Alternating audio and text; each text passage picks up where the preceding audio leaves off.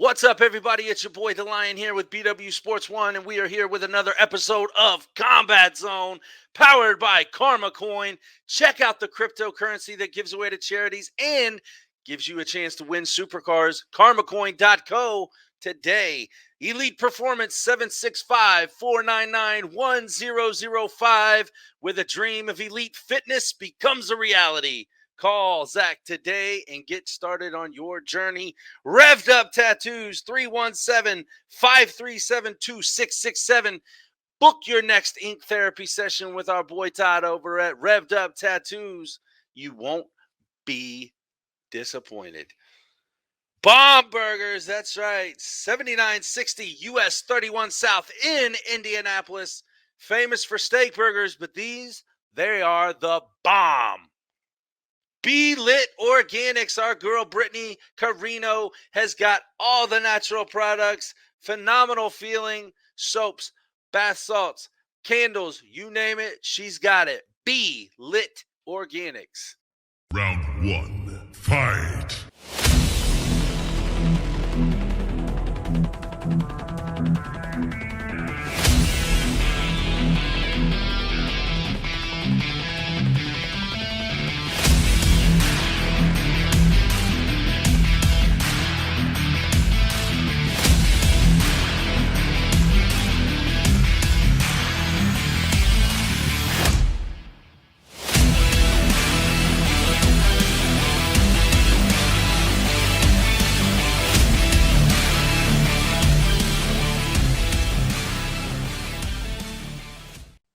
What's going on, everybody? Welcome back to Combat Zone. And today we got a special guest right here, Psycho Joe Mack. What is going on, my man? How we doing? A little bit of everything, man. We're just getting geared up for September 11th. We got BYB 7 going down at the Hard Rock Hotel and Casino, run by the Honorable Seminole Tribe and Mike Vasquez and his crew down there with Dada 5000. And the greatest matchmaker in bare knuckle, Mel, is putting these shows together. And we've got a great card coming up, and we're really excited. I'm bringing Gabriel Fryer back, and I'm bringing Jordan Mitchell back. Jordan won Knockout of the Night May 15th at BYB 5. And then Gabriel put on an impressive performance against a very tough and game Nick Villar, who was a Muay Thai fighter with 25 fights. And Gabriel tattooed him with that jab all night long, and we ended up getting the stoppage, TKO stoppage. Referee decided to stop the fight between the third and fourth round. But yeah, we're really ready to go, and picked up 3 more fighters this week, so we've got 5 in the stable here at Rock Solid Combat Sports Management, and we're ready to rock and roll, baby, and bust some heads. I love it. I love it. And we are finally making the well-anticipated introduction to Hanowski on air. Happy birthday, sir. What a birthday present. You got Psycho Joe here for your first ever interview time. That's awesome. I love it. I think I've got everything working. I had to move inside. Yeah. So you're 21 today, right? 21, yes, sir.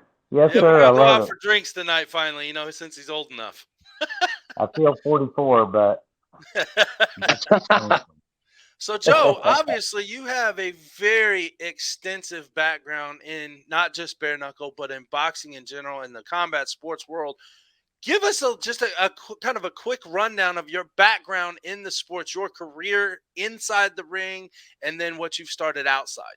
Sure, man. Yeah, I was raised by a policeman. My father's a retired lieutenant detective. He's 85 years old. He's still the toughest guy I ever met. And he got shot in 1970.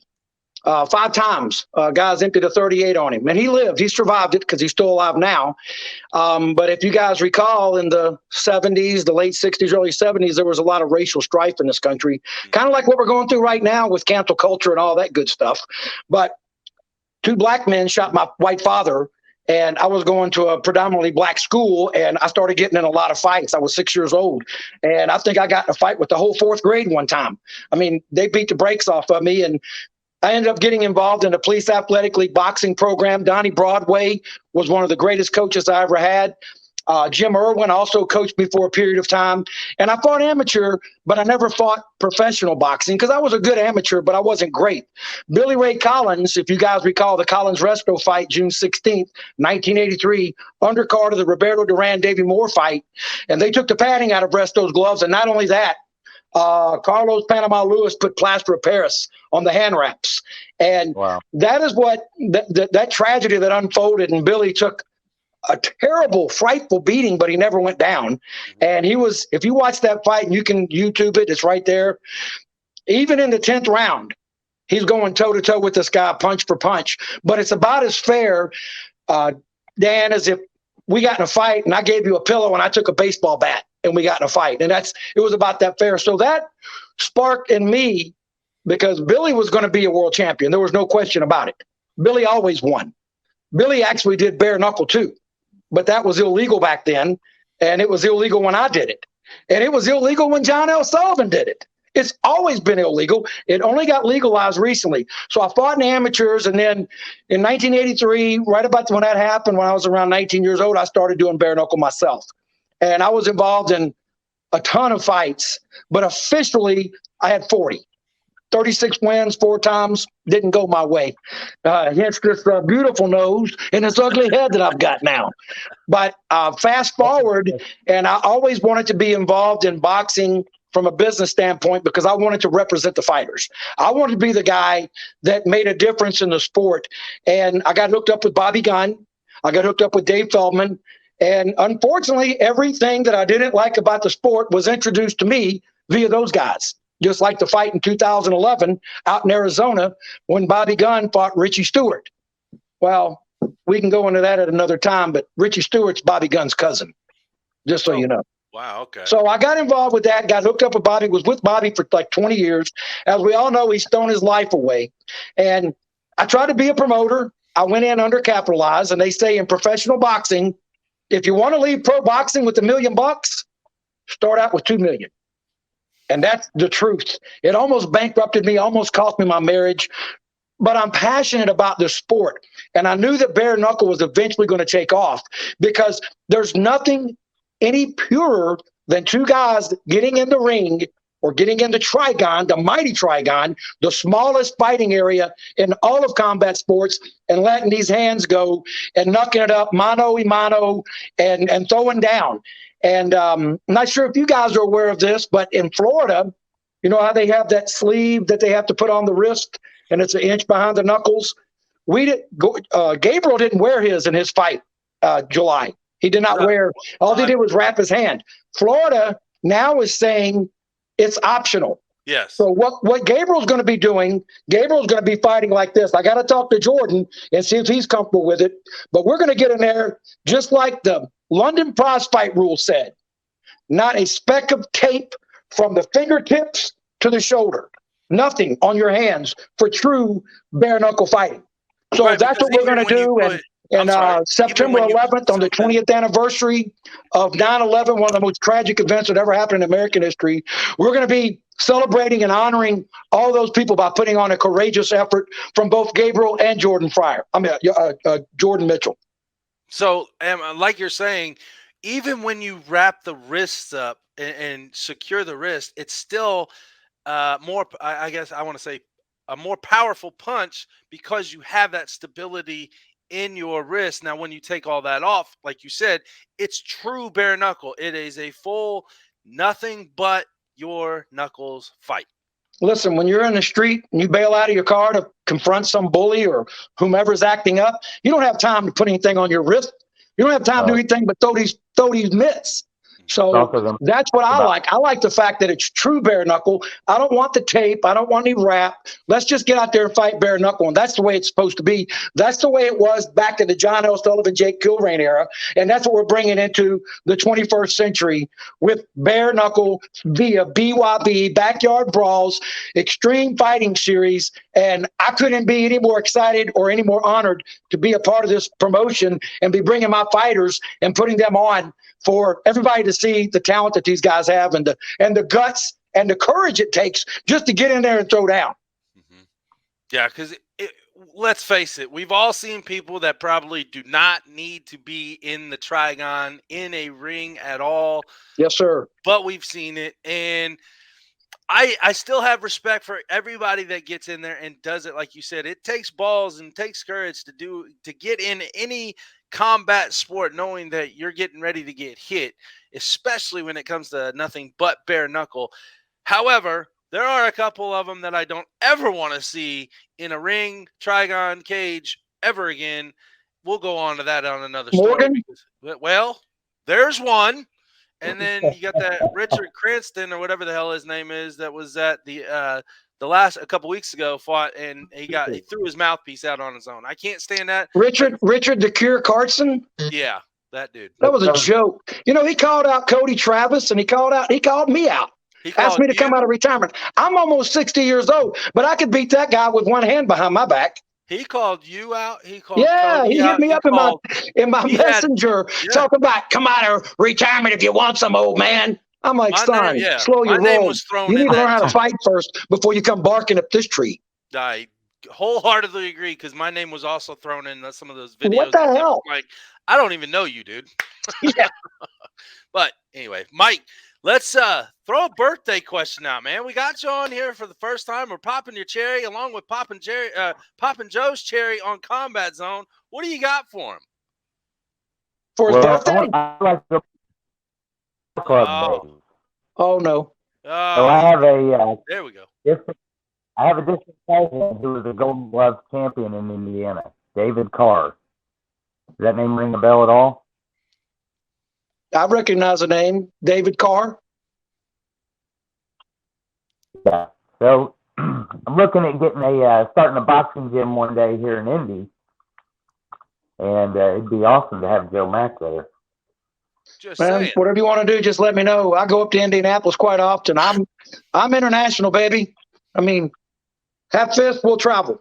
I love it. Well, kind of talking about that, since you both and we all kind of grew up around that PAL league, Indianapolis has gone away from the PAL league. I'm sure a lot of other locations have too. What's in the mix for that going forward? I mean, I would love to see the Police Athletic League come back, helping these kids out and getting them involved in something other than, stuff that's getting them in trouble. What are you seeing in the national realm on that? Well, I would love to see the Police Athletic League, especially in light of this cancel culture and defund the police.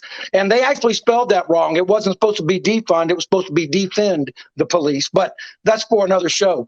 But I would love to see the Police Athletic League and their amateur program make a stronger comeback. As a matter of fact, Donnie Broadway, who was my coach for many years, he was a national champion at 118 pounds. He never went pro himself, but he won 3 national titles. And he was lobbying for years to try to get boxing back into the schools as part of the physical education program. Because if you look back at the transition from when they eliminated boxing and they went to more of like this participation trophy type situation, you can see the increase in gang violence, the increase in bullying. Back in the day, man, if you had a beef, after school, let's get in the ring, glove them up. 3 minutes is an eternity if you're not ready for it. And duke it out and then shake hands and it's all over. Nowadays, guys want to pull a gun out and shoot you or stab you or jump on you with 10 guys. And I really do think that everybody, boy, girl, man, woman, needs to know how to defend themselves. And one of the best things that you can learn in terms of self-defense is some straight up boxing. Because I guarantee you, look, it looks really cool. Bruce Lee doing all those high kicks and all that spinning stuff. But in the real world, when it comes down to this, it's the person that lands that first big shot. They're going to win that fight about 75% of the time. And if you can defend yourself and make a stand and crack somebody and get their attention, you're going to be in a situation where you're not going to find yourself a victim. You're going to find yourself a victor. Right. And I 100% agree with you. Especially kids these days and a lot of grown folks do not know what it means to just take an ass whooping and deal with it. And that's what everybody is scared of doing. And that's why those guns and knives and everything else come out, which is bullshit. Grow a pair, stand up toe to toe and just knock it out, deal with it, get it done over with, shake the man's hand afterwards and be done. And then we move on. Yeah, we move on. Now it's kind of like a beef perpetuates, and then gang gets involved, and it's a big old mess. And I do think that if we got back to the basics of teaching people self-defense, the basics of combat sports, and I'm a big proponent of martial arts too, because martial arts, karate, jiu-jitsu, judo, any of that, they teach the young people about respecting your elders. And this is our last resort. This isn't our first option. This is our last option, to have to go violent to defend ourselves. But sometimes people don't understand anything but getting smashed right in the mouth. And that's what it takes sometimes. And you're either going to be somebody that's going to be able to stand up for yourself and defend yourself, or you're going to be a perpetual bully victim. And I hate bullies. I can't stand bullies. I was the bully buster in high school. I was 155 pounds, 6'1". I weigh 215 now. But I never had any tolerance or any patience for people that wanted to victimize people that are, less able, or, they pick out the weak people. They don't pick on people like me. They pick on people that look like they're going to be victimized. And I have no tolerance for that. That's why I love being involved in this sport, because the guys that I have on my team and the guys that we're bringing in for these fights, these guys are courageous, they're tough, they're skilled, and they put on a hell of a show. Well, I plan on reviving that scene around Indy real soon. That's one of my goals. And it's also the guys who like to beat on women. I can't stand that, man. Don't mess with women or children or animals. That's right. I agree. Now, kind of going back to this altercation deal. So, BYB 6, yes, I'm going to bring it up. BYB 6, you and Gabriel get the victory. And then all of a sudden, Brandon Lambert is sitting, almost ringside. Well, actually, what happened with that, brother, here's what happened. He was talking smack. Yes. He was talking smack online. He didn't call us out. I called him out because he said he was going to be there, and he talked about how he bought the whole front row. And so I called him out. And we've got him.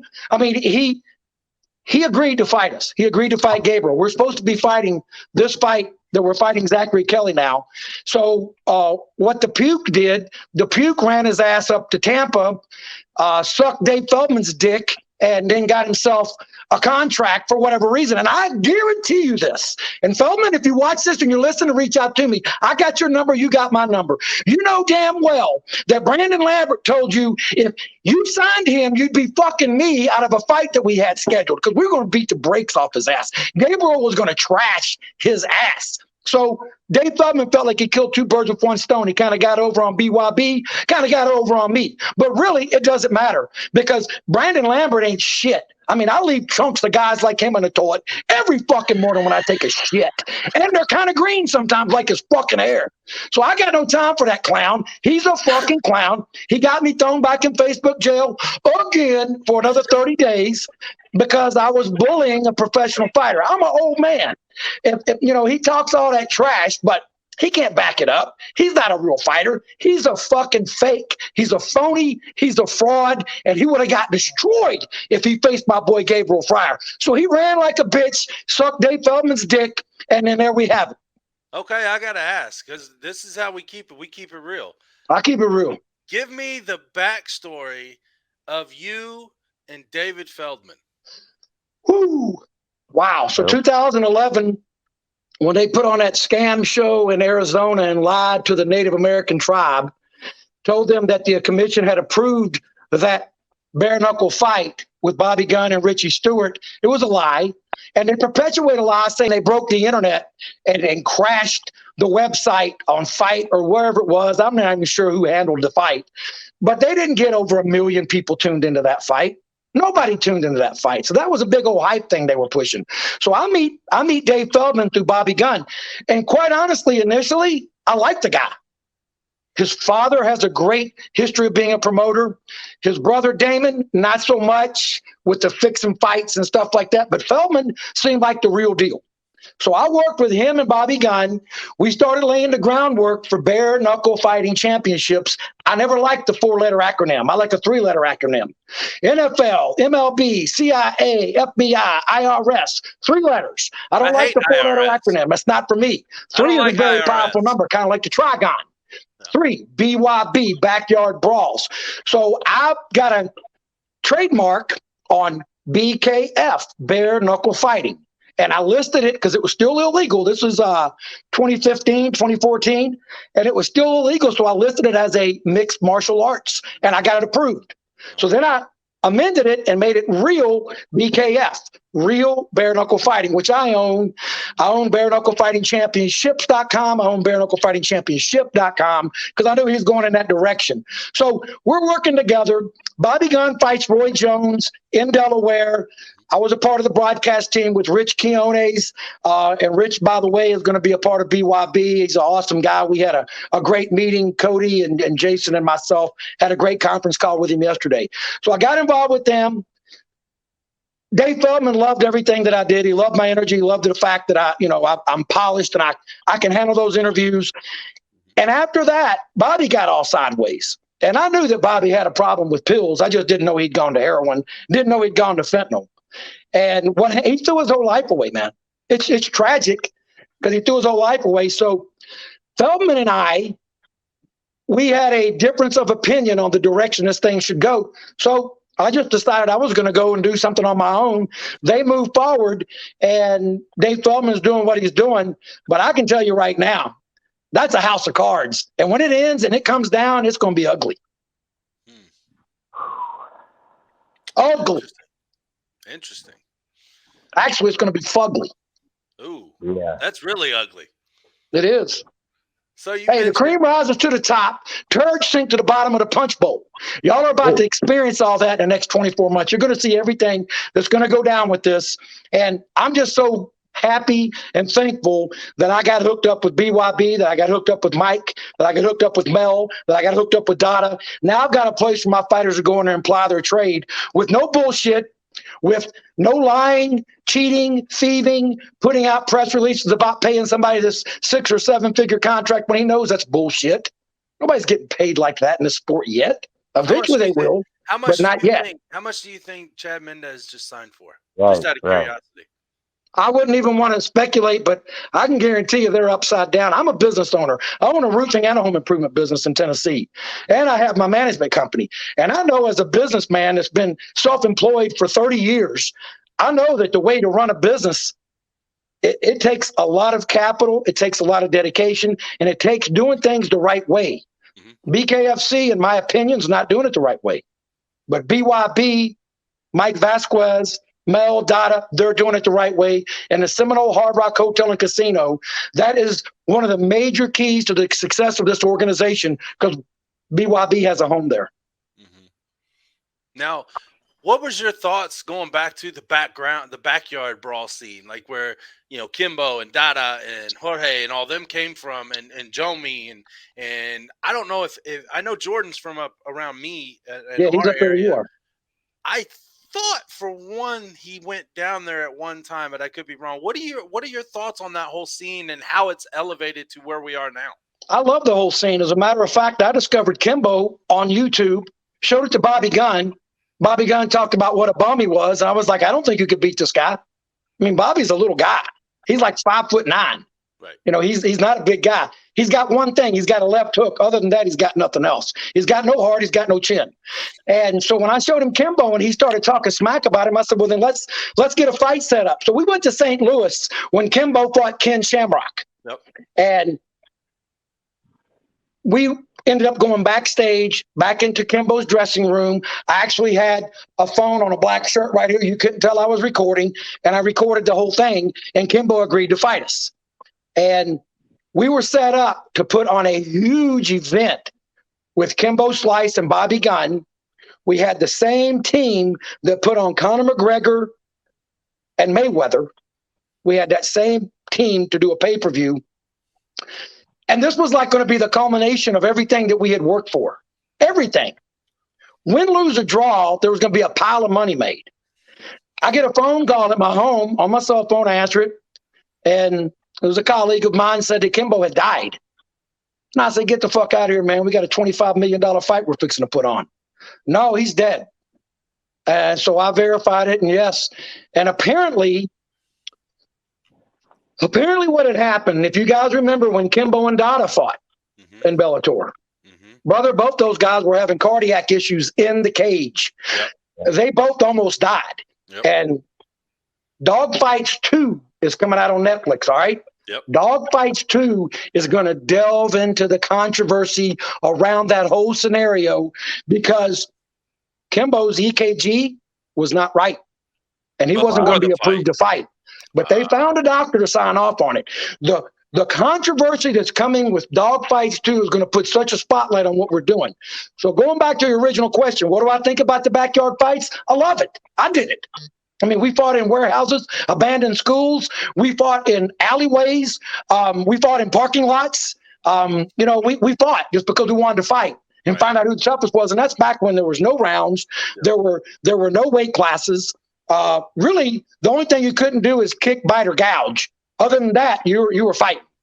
And when bare knuckle finally got approved, and this is another thing. This is another bone of contention I have. Feldman talks about how he presented this to 26 commissions and they all said no. And then finally Wyoming said yes. That's a fucking lie. That's a fucking lie. What Feldman did is he claim jumped Corey Williams. Corey Williams had already been in Cheyenne, Wyoming, doing bare knuckle events, but he didn't have any money. Feldman goes in there with OPM, other people's money, claim jumped him, and he got a show, put it on TV, and that was BKFC 1, which Tony Lopez and Joey Beltran, they saved that event. That was unbelievable, almost a WWE type fight where they were both just gushing blood, and they went, the 5 rounds, and it was a great fight. It was incredible.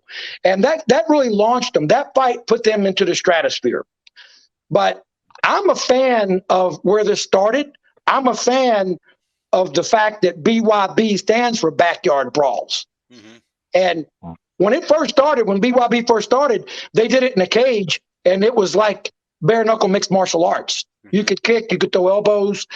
So I think they might be leaning toward that again, keeping the boxing, keeping the bare knuckle fighting in the trigon, and then maybe doing some bare knuckle MMA as well. Kind of like what's your boy's name? Masvidal? What's his name?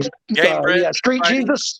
Yeah, because he came up with Dada and Kimbo and all those guys. Yep. But it's the roots of this sport. When you go back to where the Irish brought this over here to America back in the 1600s, and you go back to July 8th, 1889, Richburg, Mississippi, where John L. Sullivan fought Jake Kilrain for 2 hours and 16 minutes, and John L. Sullivan and Scott Burt of the Bare Knuckle Boxing Hall of Fame and of the Police Gazette, an outstanding individual. I used to be a special consultant. I was a part of the ranking committee, and then Bobby Gunn manipulated me into having a blow up with Scott.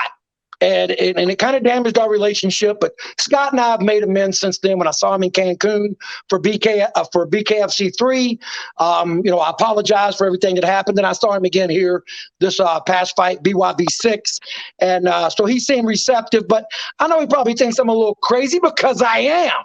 I am a little crazy to be involved in this sport as a business, to get in there and fight guys, to get in there and bang away. You got to have a little bit of a screw loose, and I do. Hence the name Psycho Joe. However, I'm crazy like a fox. Ooh, I like it. Now, what did that mean? I always said if I was ever a fighter. Go ahead, Mike. Go ahead. I would want Psycho Joe. I've always said if I was a fighter, I would want Psycho Joe in my corner all day. Thank you, brother. I got you, man. So I'm too old for that. Yeah. Well, you're 21, man. You got 21 today. You get to have a beer. Years. There you go. Right. What did that feel like for the Scott Burke in bringing the Police Gazette titles to BYB finally? Now I know obviously it was their 6th show. Obviously they got to get some establishment on as far as who is deserving of it. But how was that feeling overall, the bare knuckle community, to see Scott Burke coming and bringing the Police Gazette belt to the BYB finally? Well, and you really hit on something very, very important. Scott Burke was told by the late, great Burke Sugar. He was actually passing the baton to Scott because Scott's a historian. And what he's done up there in Belfast, New York is very honorable. He took the barns where William Muldoon had kidnapped John L. Sullivan from Boston and took him up to the middle of nowhere, Belfast, New York. Sullivan was like 300 pounds. when he had signed to fight Kilrain. And everybody thought Sullivan was done. He's going to get his brains beat out. Muldoon took him up there to the barns in Belfast.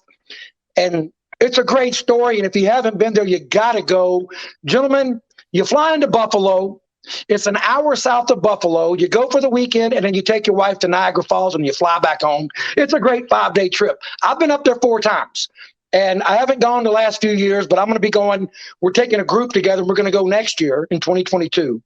And what he's done and what Scott Burke brings is credibility. He brings history.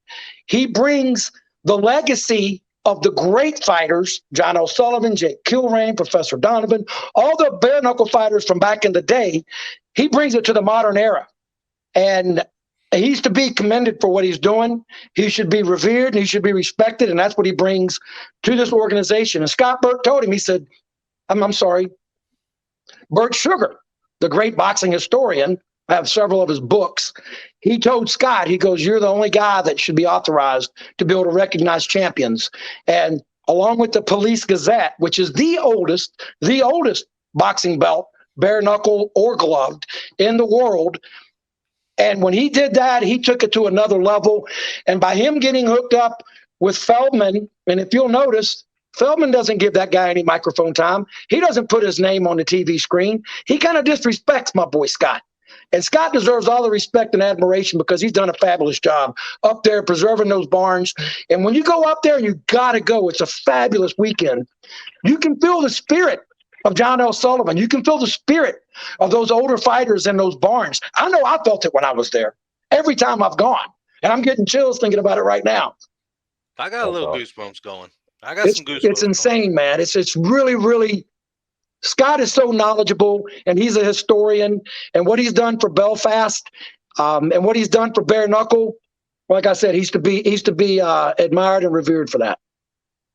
I absolutely agree, 100%. I mean, like I said, when I first was notified that Scott was going to be at the BYB with the belts and showcasing them, and that right there alone just kind of gave me that sense of, okay, this sport in general overall is really growing. There's not just a juggernaut taking over. There is actual people involved in building and evolutioning. Yeah, is that even a word? and making revolutionizing. There you go. Revolutionizing the sport of bare knuckle, and I love it, and I can't wait. There's been talks of the Indiana State Athletic Commission moving forward with it. I do know that there's some certain rules that they would like to see changed or modified, which I don't agree with, but we've all been in it. It's a game of negotiation. Once we are able to meet in the middle, Indiana will have a bare knuckle combative sports in here in this state, and I can't wait. Now, I certainly hope so. Yeah. What is the holdup in your mind, Joe, as far as making this nationally legal? What is the things in there that the state commissions are looking at and saying, no, we don't want this, or, you have to modify this, that, and the other? I don't know the exact rules that they're wanting to modify, although I do know that there are some rules I've been told that need to be modified in their eyes.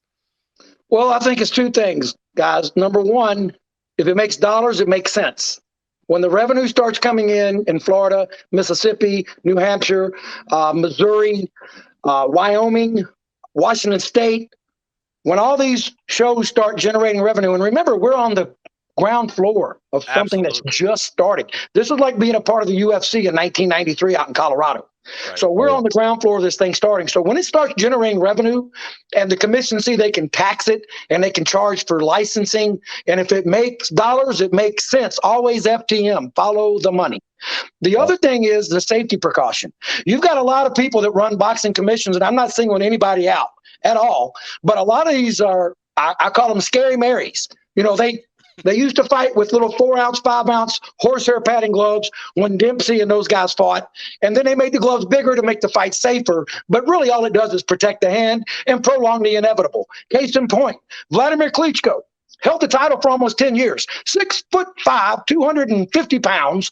And my brother is like, Joe, why is this guy's fights going 12 fucking rounds? Why is he not knocking these guys out? I said, because he's got pillows in his hands. Heavyweights have to wear the 10 or 12 ounce gloves. Whereas when you're doing bare knuckle, you have to be more judicious with your punches, but the effects are superficial. You're not getting pounded on and pounded on and pounded on, and your brain's not rattling on your stem back here on your medulla oblongata, and it doesn't perpetuate all these CTEs and pugilistic dementia, all the things that come along with being a long-term fighter.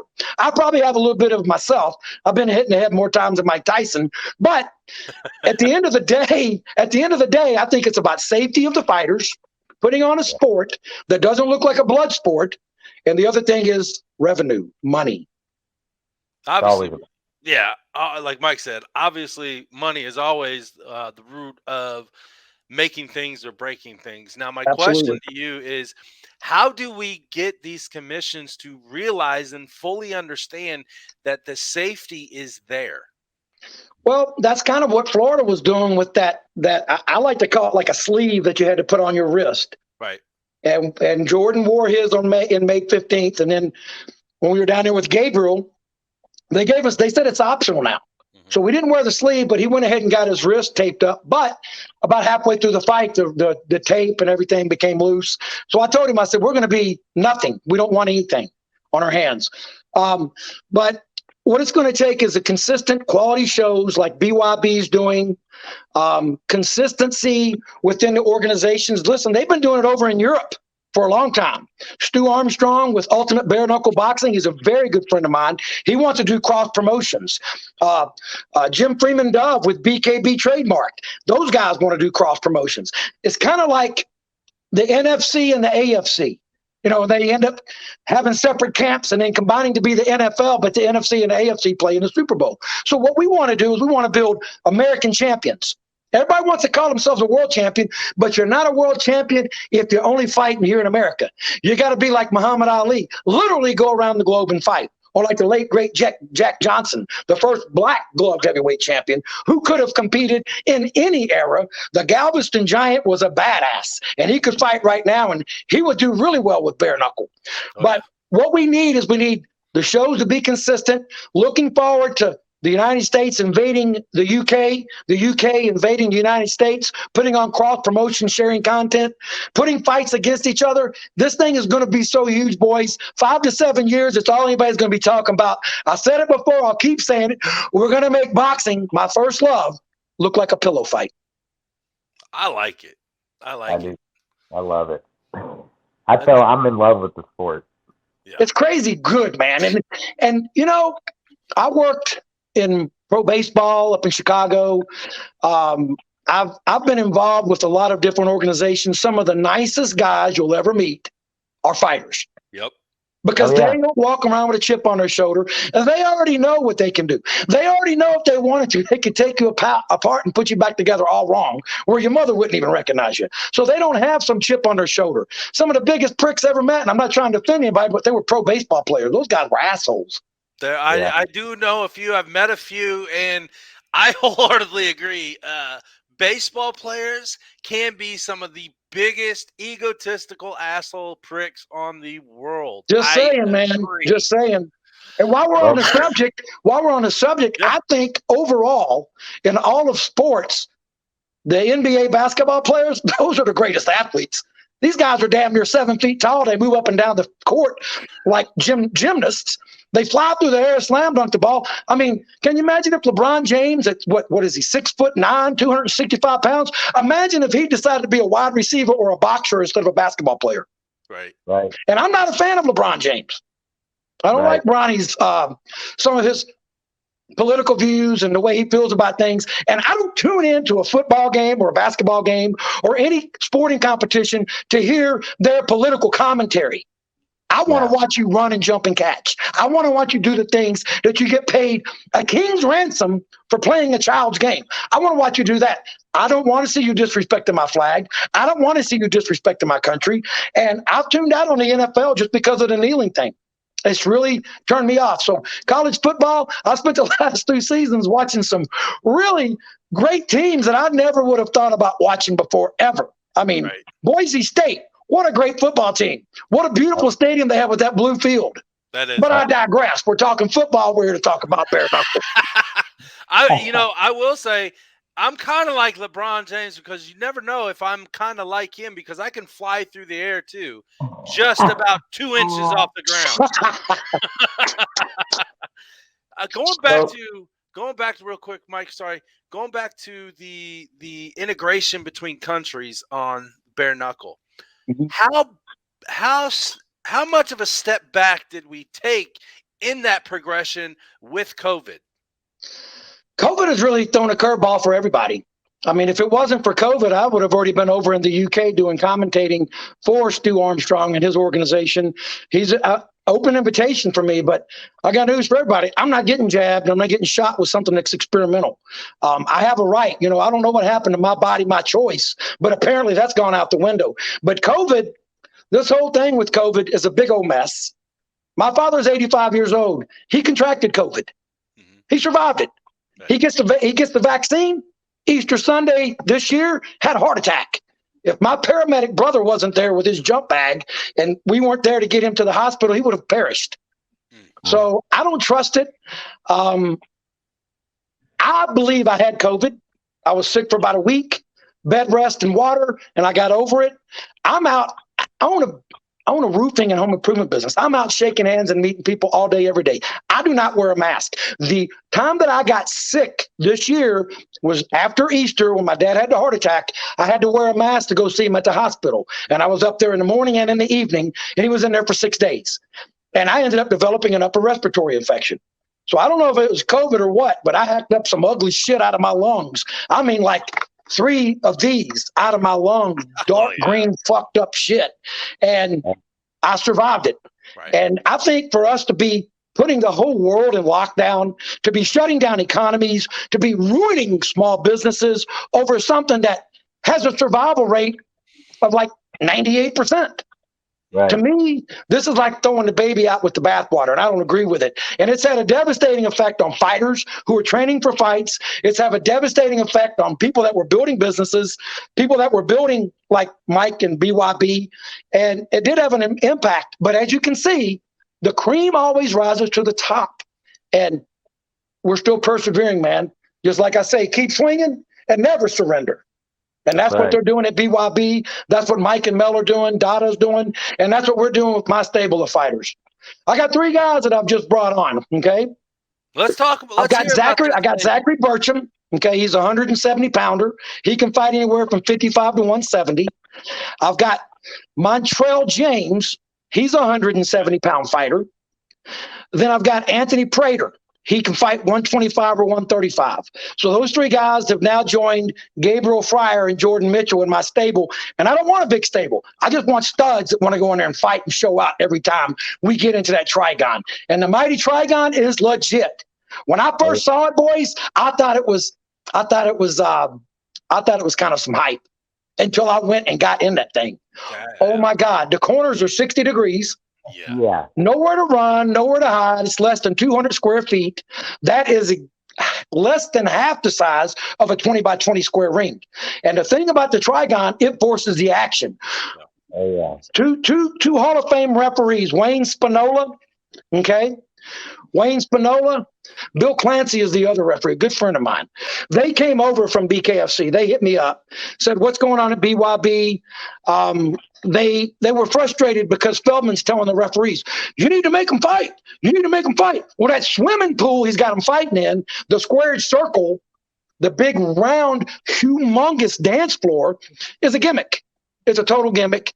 The problem with the squared circle is there's 8 ring posts. Bill Clancy and Wayne Spinola came over to BYB and they refereed all the fights at the last event. I'm hoping they're going to be there for BYB 7 because they're the best in the business and they let them fight. But they were telling me that, Feldman's saying, well, listen, you need to make these guys fight. What do you mean? The place is too big. This big circle. And when we were in Cancun, there's 8 ring posts with that squared circle. People that bought ringside seats were watching the fight on the big screen TV and bitching about it. Because you really can't see when you're ringside. Whereas the trigon, you've got 3 ring posts, everything's wide open, and you can see all the action, whether you're ringside or if you're up here in the cheap seats. There's not a bad seat in the house with the trigon. And the trigon forces the action. It makes these guys fight. And I'm just really, I'm really excited and honored and happy to have this venue for my guys to be able to show everybody how they fight. I was not impressed with my ringside seat at BKFC because of the turnbuckle, and then the fact when everybody jumps in the ring after the fight, you can't even see the decision going down. I couldn't get a picture of any of the decisions. Wow, that's terrible. I was unimpressed with the ringside seat. Cool. Well, knuckle up, shut up and knuckle up, toe the line, that's all mine. I gave it to Dave Feldman. The squared circle I was never on board with. He had a hexagon, which I thought was really cool, which looked really good, but he decided to go away from that and do the squared circle as kind of an homage to what they used to call the fighting ring, the squared circle. But you just can't see the action. It obscures your vision and your view of the action that's going on. And the reason we come and buy ringside seats is we want to see the action right there. I mean, I'd rather see him do it just a regular boxing ring, but the trigon is the shit, boys. It is legit. It forces the action. It's for the men to come and fight. And the other thing I want to talk about while I'm on the subject is the 3-minute round. Okay. Now, when I was fighting in the amateurs, we fought 3-minute rounds. That's what it was. The Olympics used to do that. Now they've gone to this 2-minute round format. I'm not a fan of it. Men fight 3-minute rounds and the ladies fight 2-minute rounds. So if we're going to fight, this extra minute makes all the difference. It makes all the difference. And I heard somebody talking the other day about let's do 1-minute rounds. Well, hell, fuck that. Let's do 30-second rounds then. I mean, what the hell are you talking about? There's strategy in fighting. It's not just two guys in there going there and blasting each other out. There's strategy, there's technique, there's a thought process that goes through it, okay? It's why it's called the sweet science, because there is a science to everything that you're doing, and everything starts with that jab. And my boy Gabriel's got one of the best in the business. I know you saw him tattooing Nick Villar. And Nick, to his credit, he was a dick to us, but he came around and he apologized in the ring. Then he came to our dressing room, and now we're all good friends. Elaborate on that. Come on, Joe. Elaborate on that backstory for me. Well, all I know is he just kind of got shitty. I mean, at the weigh-in, you saw where he was like flipping us off, and I just think personally, it was fear. I just think it was fear. Gabriel's calm, cool, and collected. Gabriel's 180 degrees opposite of me. Gabriel's got a genius IQ. The kid's got a 160 IQ. He's very, very smart. He's very calm, low-key. Me, I just don't have it in me. Once I get wound up and I start going, I just can't stop. I'm like the Energizer Bunny, man. People ask me all the time, what are you on? I drink a lot of water and a lot of coffee. Gabriel is like a silent assassin. Well, I am passionate about this. And listen, boys, bare knuckle is here to stay. It's not going anywhere. And one thing I did want to mention about all 5 of the fighters in the Rock Solid stable, 29 to 31. My oldest guy is 31. I'm worried. My concern right now is if we keep recycling these 40-something-year-old MMA fighters, Bellator fighters, kickboxers, I'm worried something bad's going to happen. And if that does happen, the big kibosh will be put on the whole sport. So we don't want bare knuckle to be the last stop in your combat sports career. We want it to be one of the spots along the way. And in the future, in the very near future, it will be the number one place where people are going to show up to ply their trade in combat sports and throwing those hands. Mm-hmm. I agree. What do you think, Joe, real quick, what do you think of that championship fight between those two women back there at BYB 6? That was, I mean, for one, 7 rounds. Okay, I've never seen a bare knuckle fight go all 7 rounds. I mean, you hardly ever really see it go 5 rounds, let alone 7 rounds. Now, I will say, I think that gives you the fans a very good insight of how Mel is matchmaking over there, because he's putting these matches together very well. Because before then, they had like 2 or 3 or 4 fights ever out of the 100 and some go the distance. And that night, not only did 1 fight go, I think there was 4 or 5 fights. 3 fights at BYB 7, at BYB 6. 3 fights went the distance, and one of them was a 7. And both the girls' fights. Oh my God, both the girls' fights were incredible. Those girls showed grit. They showed toughness. When females started getting involved in a fight game, I was old school. I was a purist. I really wasn't up for it. It really bothered me to see girls fighting until Christy Martin. When I saw Christy Martin fight, she got her nose broken, a fight, blood everywhere, and she ended up knocking the girl out. I was like, wow, these girls can really scrap. These girls that are fighting, they are as tough as any of the men. And I'm very impressed with their dedication, their spirit, and their toughness, man. I mean, my God, Knuckles, she just kept coming and kept coming. And that young lady from Mexico, they had to go bring Patricia in because they couldn't find anybody that was willing to fight Stanley. Yep. And when they brought her in, and then I found out that she had 2 brothers and 2 sisters, and the 3 sisters all fight, and the brothers play soccer. I was like, oh, this is going to be interesting. And as the fight went on, she can fight. I mean, and they went at it, and I want to see a rematch. I don't know about you guys. I'd love to see them run it back. I would love to see that. If you go 7 rounds and nobody gets knocked out, I want to see that rematch. They didn't even get dropped. No. But they got wobbled, but they did not go down, and they did not quit. And Knuckles kept coming forward the whole fight. And she feels like she won the fight, but I scored it. I'm a licensed professional boxing judge as well as my wife. I'm a cornerman. I've got every kind of credential in pro boxing.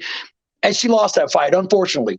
You know, and by my score, she lost it 5 rounds to 2, 4 rounds to 3. Argument could be made for that. But I would love to see it be run back, because I think that Knuckles will be better prepared and knowing what she's dealing with. Because when you fight somebody, you've never seen anything about them. There's no film on them. Girl's making her debut, and she's got sisters that fight. So, you know, she was tough. And Toe Hill and Cotton, those girls threw down. Oh, my God. And that sneaky little right hand that kept landing on Toe Hill. I don't know how she stayed up. I am not going to lie, Joe. I almost fell in love. If I wasn't married, I would have asked Erin out on a date, because that girl, for one, can bang, and she's beautiful. I mean, and she holds herself to a high standard as far as not being arrogant, but confident in herself. For 40-some years old, I mean, you look beautiful, you handle yourself fantastically, and I mean, she's just a very good person. And they're professional athletes, and they come prepared and ready to fight, and they showed out. I mean, for me, fight of the night was the ladies' 135-pound fight. That was fight of the night for me. But I said fight of the night like 3 times, because me and Gabriel and Jason Davis of Turp House Farms, who's going to be the title sponsor with BYB moving forward starting in July, we were all watching the fights together, and like 2 or 3 times we were like, that's fight of the night. That's fight of the night. But that was fight of the night, I believe, in my opinion. Yeah, 100%. Mike, you got anything else for the Psycho, man? No, patient. Right. No, I'm just looking forward to seeing Gabriel and Jordan fight. Definitely Gabriel again. I was very impressed with his fight at BYB. We got a tough fight, man. We've got a tough fight. Zachary Kelly can fight. He's got over 60 fights between MMA, boxing, and kickboxing. Okay. Oh, wow. So we've got a tough fight on our hands, and we're preparing for it. And we're going to go in there and we're going to dominate again. There you go. And Jordan's got a tough guy he's going to fight, man. We've got a heavyweight fight. Anytime you're in there with a heavyweight, anything can happen. It only takes one punch. Anything can happen. So Jordan and Gabriel are both prepared. We're going to go in there and show out, and we're looking at putting on a hell of a show on September 11th, the 20th anniversary of one of the worst events that ever happened in this country. But here we are. We're still here. We're still standing, just like Sugar Ray Robinson.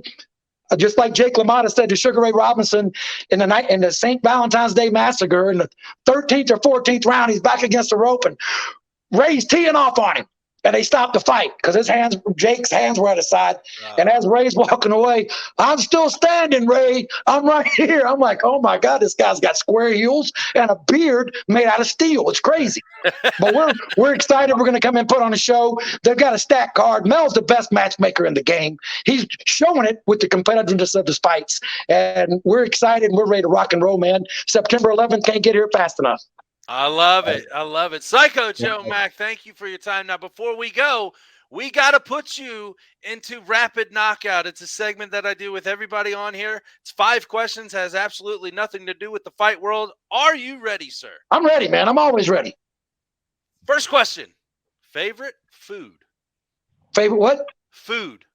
Food? Italian. I love it. Lasagna probably specifically, but I love Italian.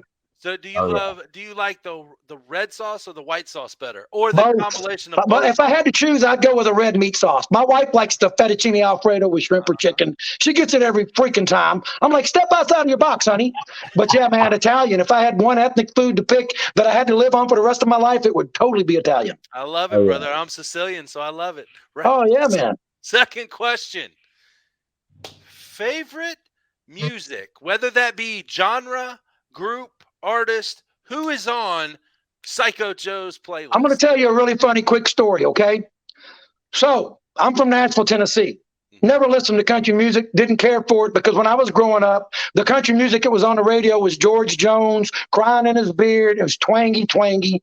So I listened to a lot of dance, hip hop, top 40 stuff and rock and classic rock. So my brother-in-law, Aaron Gordon, he got married to my wife's sister. And while we were up there, we went out to go fishing on Lake Erie because they live up in northern Ohio. And as we're going out there, he turns on this song, I've Been Watching You. It's a country song. And when I heard this song, he goes, this is what I want for my kid when Jackie and I have a child. And he's got 2 boys now. And I heard that song. And oh, my God, man, the story that they told with this song, I don't know if you know it, guy's in his truck.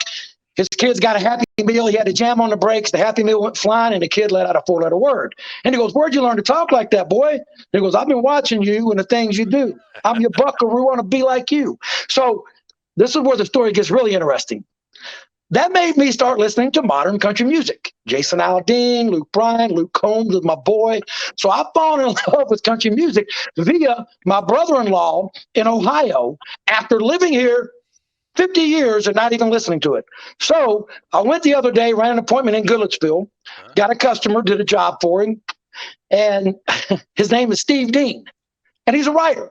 And when he told me on the phone he was a writer, I thought he might be a novelist. And I like that. I'm interested. I like smart, intelligent people. I dig it. That's why So I you go love meet with him. us, He goes, right? yeah, I'm a songwriter. I said, what's your best hit? He said, Watching You.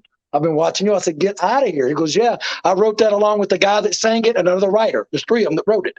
Oh, I said, man, that's what brought me around to country music. So that just happened this past Monday.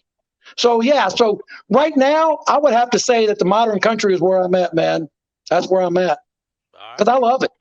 I like that story. I love these stories that Rapid Knockout brings out. Don't you, Mike? God. Oh, yeah. I'm loving this. Rule number 3, what do we got? Question number 3. If it's Ready. outside of combat sports, training, fighting, and all that, what's your favorite hobby? My favorite hobby? Probably yard work with my wife. I've got 5 acres out here in the country and being out there with my wife. And, you know, I've got one of those bad boy 0-turn radius mowers. And it takes me all day to cut this big ass yard. But being out there with my wife and our dogs out there in the yard with us, man, to me, that's heaven. What kind of dogs you got? Well, I had a pit bull forever, and she ended up getting a condition called laryngeal paralysis, and she ended up dying in my backyard a few years ago while I was doing CPR on her. And that movie, A Dog's Purpose, had come out. And I don't know if you saw it or not, but I was doing a job in Smyrna, and this dog shows up out of nowhere, a little dog. Mixed, but I could tell she had pit bull in her.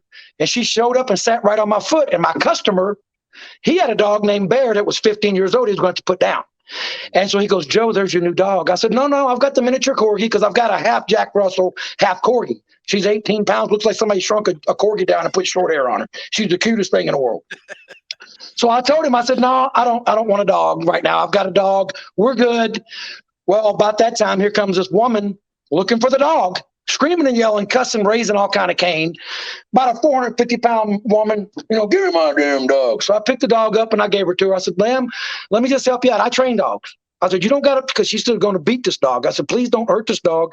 You don't need to beat a dog. Dogs are like children. They'll respond to positive reinforcement. Encouragement and positive reinforcement work so much better than fear and intimidation in any situation. And so she's like, give me my damn dog. Don't tell me nothing. Well, the next day, the homeowner wasn't there, but my crew, when we were finishing up this job, the dog shows up again. And the crew's like, oh, Mr. Joe, that's your dog. And I said, I don't want another dog right now. And here she comes. This time she got a boyfriend with her.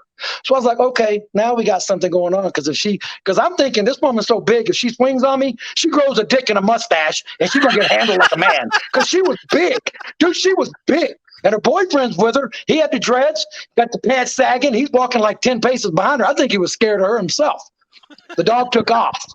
Me and my crew caught her. I picked her up. She peed herself. And dude, when she took off with that dog, the dog laid her head across her shoulder and that dog stared at me. So I went home and I told my wife, I said, okay, there's this dog that keeps showing up at the job site. If she shows up again tomorrow, I'm taking her.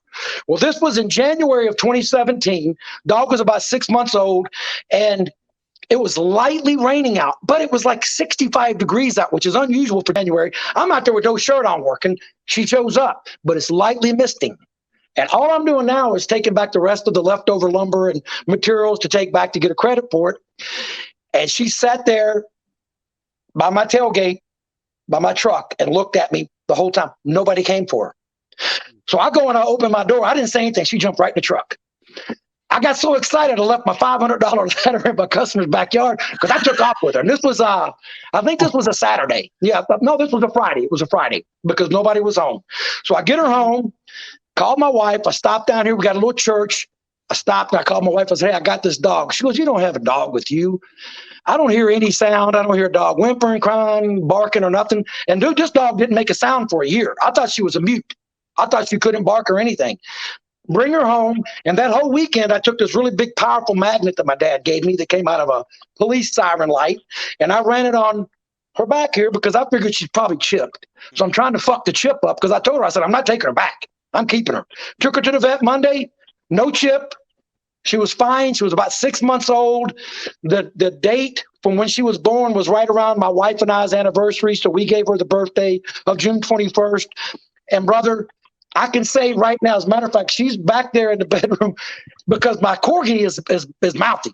She'd be popping off at the mouth right now. So I've got him back there with my wife in the other part of the house. But I can ask that dog. I named her Jasmine. She's a blonde brindle. She's a sweet dog. That's my daughter's name.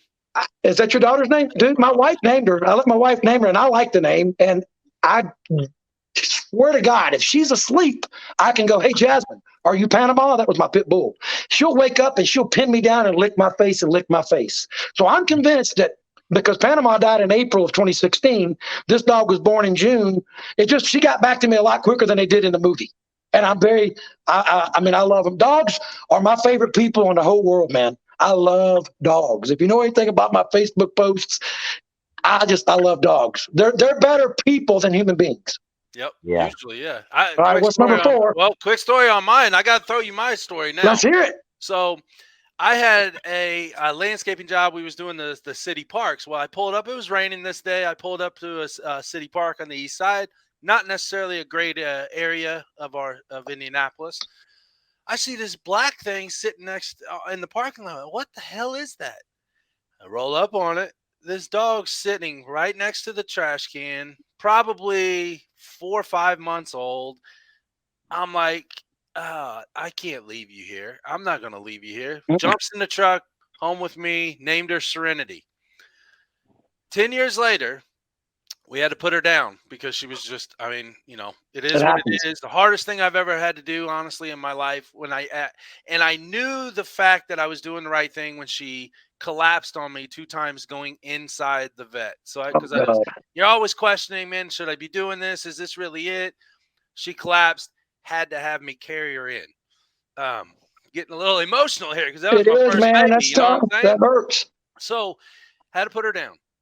7 weeks later, we find a female dog, runt of the litter, 7 weeks old. Bella now acts no different than Serenity did her. Oh, come on. Not going to lie. That's her. She came back to you, brother. Boom. She came back to you. Came back. I believe it. I do believe it. I believe because you can get a DNA test done for less than $100, $65. Mars Candy Bar.